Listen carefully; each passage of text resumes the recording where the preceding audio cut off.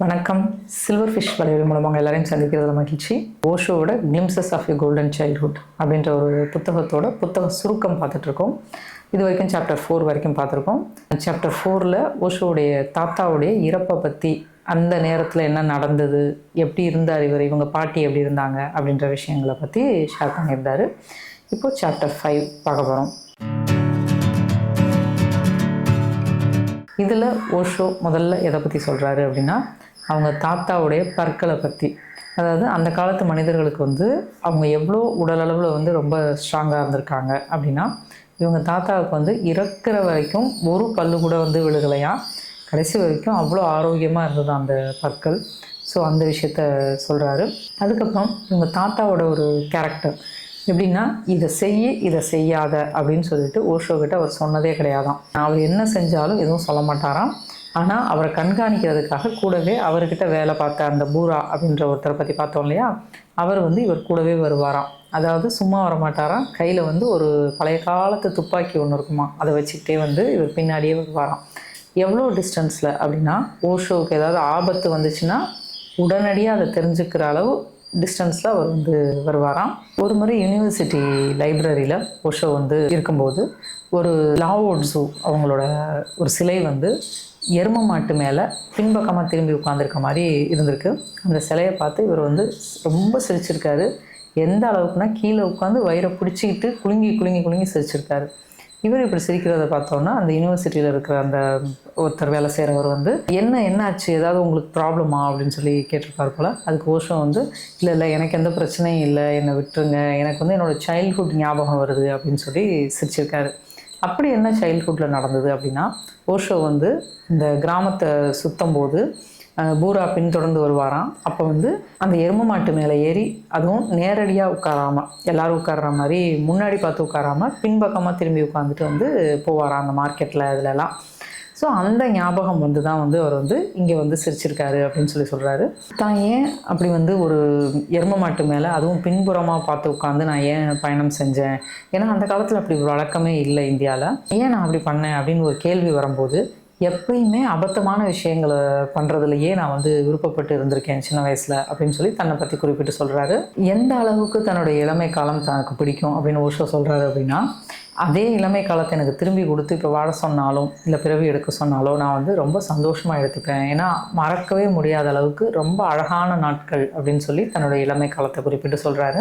அதுக்கப்புறம் தன்னுடைய ஜாதகம் கணிச்சு கொடுத்தாரு இல்லையா, அவர்கிட்ட நான் ஒரு கேள்வியை கேட்க மறந்துட்டேன்.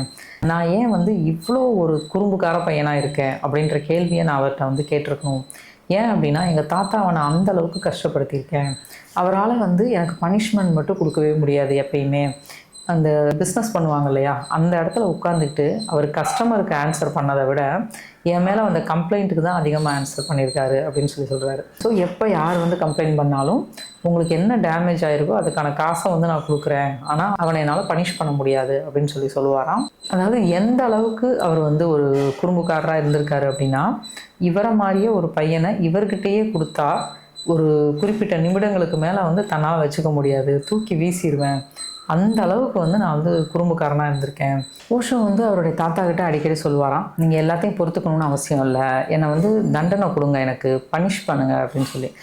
அப்போது ஓஷோடைய தாத்தாவுக்கு கண்ணில் தண்ணி வந்துருமா, நான் ஒன்றும் பனிஷ் பண்ணணுமா, அது என்னால் முடியாது, என்ன வேணால் நான் பனிஷ் பண்ணிப்பேன் அப்படின்னு சொல்லுவாராம்.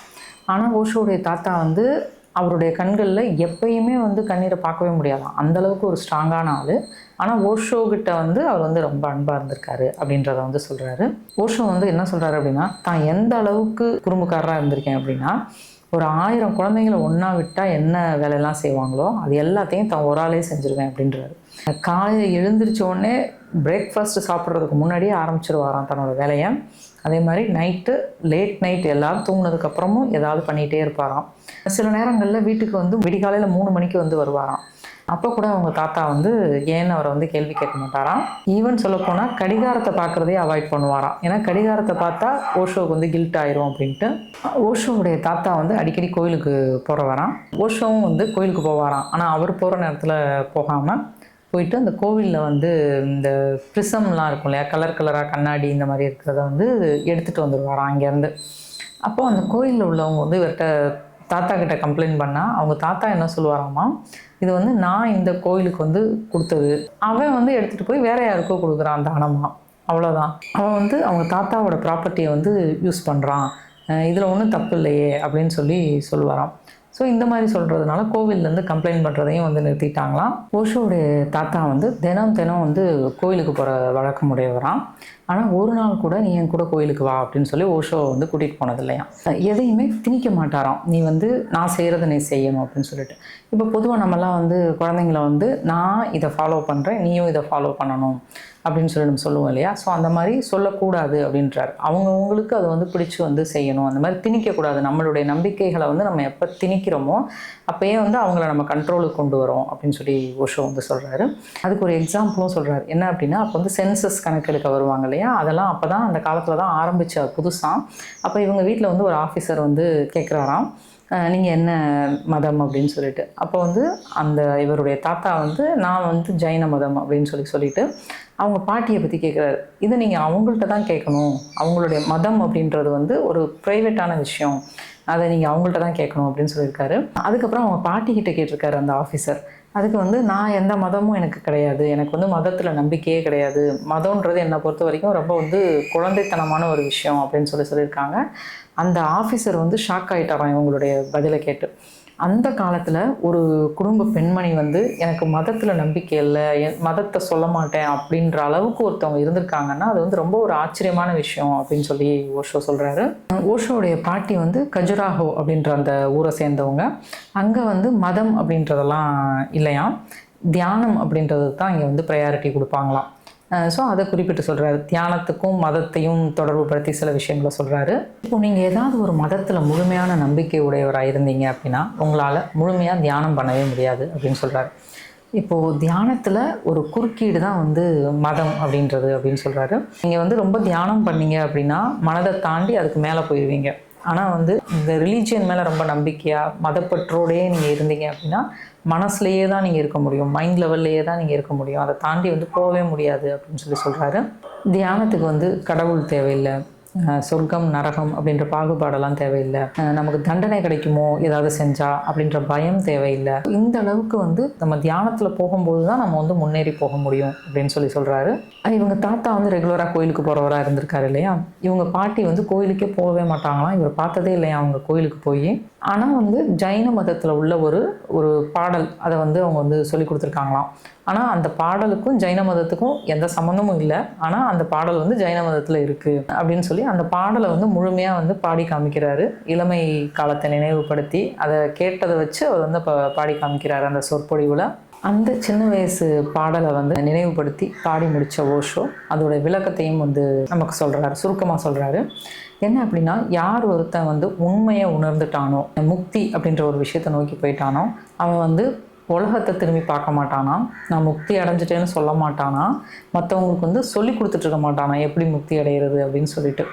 அவன் வேலை முடிஞ்சிச்சு, அவன் போயிடுவானான். ஸோ இந்த மாதிரி மனிதர்களை வந்து நம்ம வந்து ரெஸ்பெக்ட் பண்ணணும் அப்படின்னு சொல்கிறாரு. இந்த மாதிரி ஒரு விஷயத்த, அதாவது வந்து பேசிகிட்டே இருக்கிறவங்கள விட அமைதியை வந்து நம்ம ரெஸ்பெக்ட் பண்ணணும், சைலன்ஸை நம்ம ரெஸ்பெக்ட் பண்ணணும் அப்படின்னு சொல்கிறாரு. ஸோ இவங்க வந்து மற்றவங்களுக்கு சேவை செஞ்சாங்களா இல்லையா அப்படின்றத பற்றிலாம் நம்ம கவலைப்படவே தேவையில்லை, ஜஸ்ட் அவங்கள நம்ம வந்து ரெஸ்பெக்ட் பண்ணால் போதும் அப்படின்னு சொல்கிறாரு. ஓஷோ நினைவுபடுத்தி சொல்லிகிட்டு இருக்க அந்த ஒரு ஸ்லோகம், அந்த பாட்டு வந்து பிராகிருதம் அப்படின்ற மொழியில் வந்து எழுதப்பட்டதான். ஓஷோ என்ன சொல்கிறாரு அப்படின்னா, பிராகிருத மொழி வந்து சமஸ்கிருதத்தை விட பழமையானதான். அதுக்கு விளக்கமும் கொடுக்குறாரு. எப்படி அப்படின்னா, பிராகிருத் அப்படின்னா வந்து ரா, அதாவது வந்து அப்படி நேச்சுரல், உருவானது, இயற்கையாக உருவானது அப்படின்னு அர்த்தமா. ஆனால் சான்ஸ்கிரிட் அப்படின்னா வந்து ரிஃபைன்டு அப்படின்னு அர்த்தமா. அதாவது வந்து ரிஃபைன்டு அப்படின்னாலே ஏற்கனவே ஏதோ ஒன்று இருக்குது, அதுலேருந்து தான் நம்ம சுத்திகரித்து எடுக்க முடியும் இல்லையா. ஸோ ஏதோ ஒன்று இருக்குது, அதுலேருந்து உருவாக்கப்பட்டது தான் வந்து சமஸ்கிருத மொழி. அப்போது சமஸ்கிருதத்தை விட பழமையான மொழி வந்து பிராகிருதம் அப்படின்னு சொல்கிறாரு. ரிக்வேதம் தான் ரொம்ப பழமையான வேதம் அப்படின்னு சொல்கிறாங்க இல்லையா. அந்த ரிக்வேதத்திலேயே இந்த ஜைன மதத்துடைய முதல் குரு அப்படின்னு ஒருத்தர் இருப்பார் இல்லையா, அவரை பற்றி வந்து சொல்லியிருக்கான்.